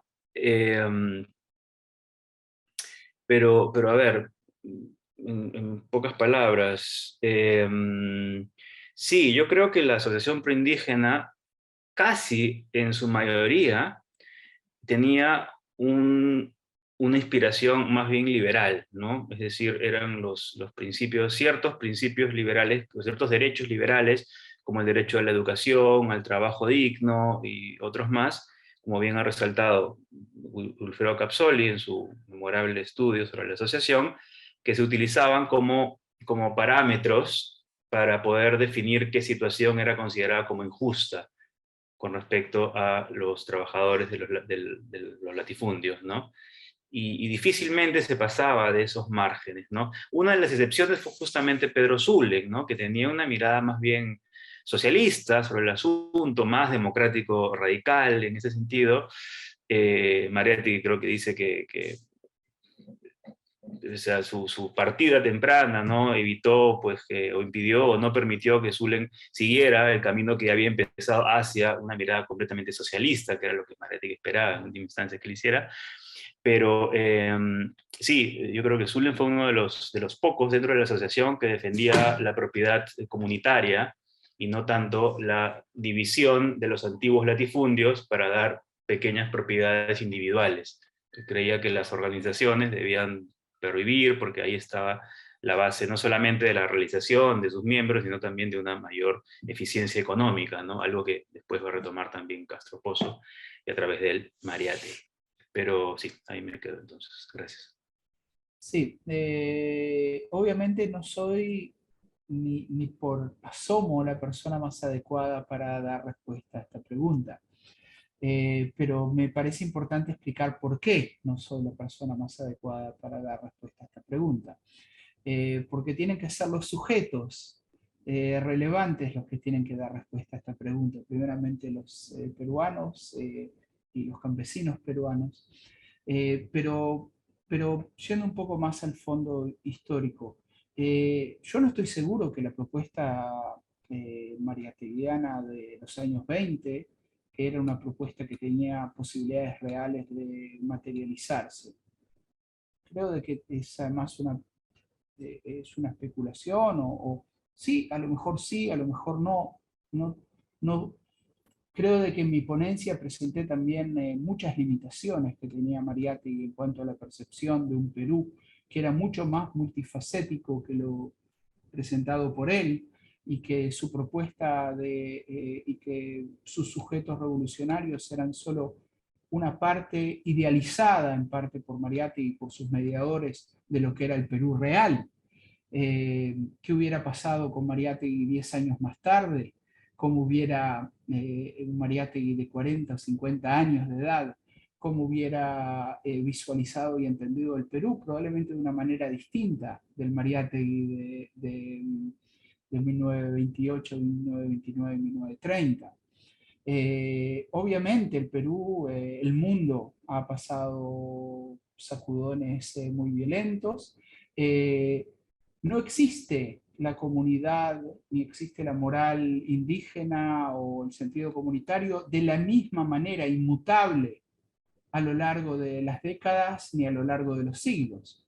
Pero sí existe en toda sociedad, en todo sector humano, existe una moral determinada y existe un sentido de lo que es posible, de lo que es imposible, y un horizonte y un imaginario social que puede ser vinculado con imaginarios anteriores y puede constituirse en determinadas circunstancias en un mito movilizador que nunca, que siempre, que a veces se ancla en algún mito pasado, pero que nunca es lo mismo.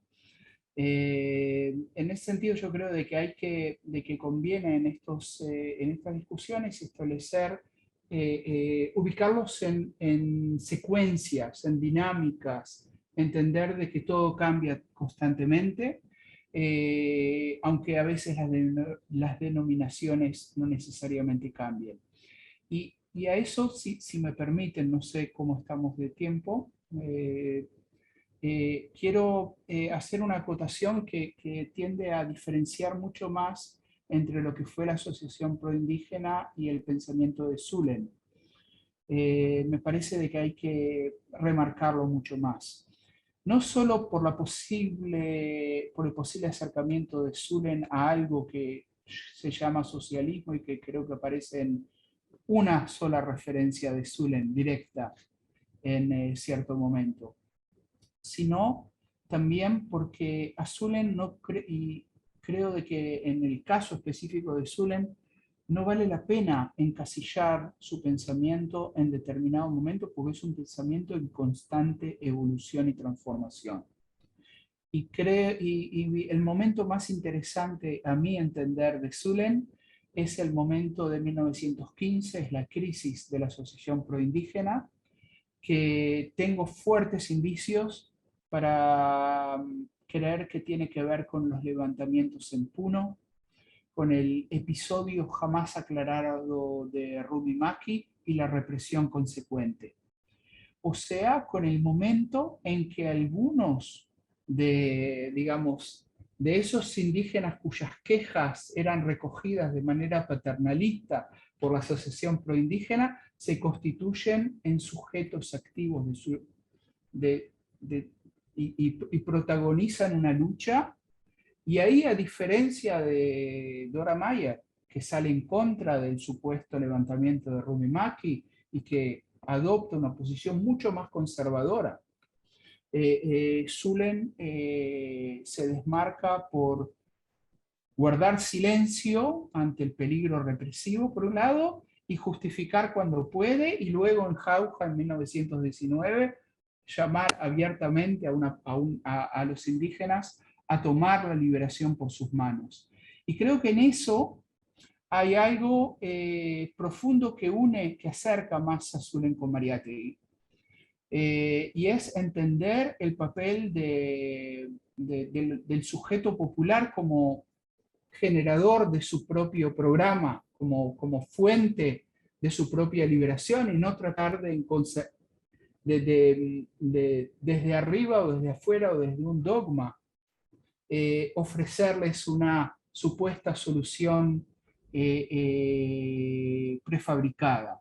Entonces, lo original y lo interesante, o por lo menos a mi modo de ver, lo más interesante es Mariátegui, es que trata, con todas las limitaciones que he señalado y con todos los problemas de traducción y de mediación, trata de entender qué es lo que piensan esos sujetos que él considera que son el Perú verdadero o el futuro posible del Perú, y trata de adecuar su programa socialista a eso.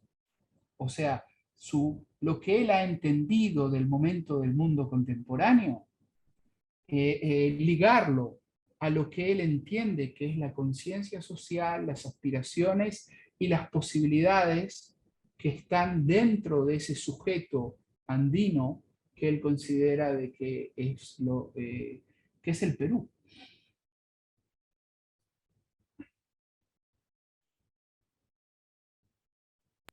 Muy bien, muchísimas gracias.